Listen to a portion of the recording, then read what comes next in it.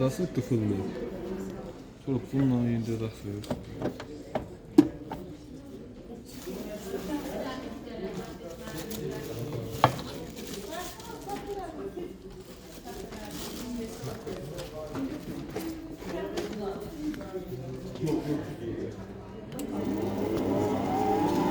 Sen 8'dəyə qoyanda hansısını acır qoyacaq?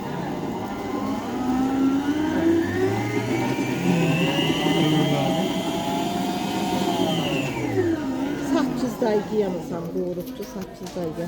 8 deydi. Həm də 8'dəyə. Yok dəqiqə də bu 4'dü. Ha, o doğru. Neçə daha Tam 4'ü da var? mesela- 8 yap axır 4 da bunu. Bu 4 axır. Bu dəqiqəsidir, bu saniyəsi. Hə.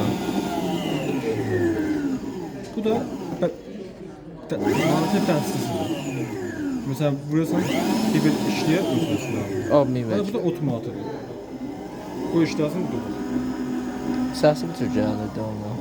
Mamulu sayısanla mesela mamulun istəyir qoyuq. Nə var? 8'dəyə mesela yumurta çalsın. Yox, dəqiqə deyilsə 8 4 8. Siz doğru 8'i orada.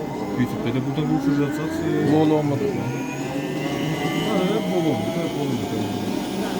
Fakat xamış deyəndə kamil azaldım, sonra xamışdım. Mərhələ ana.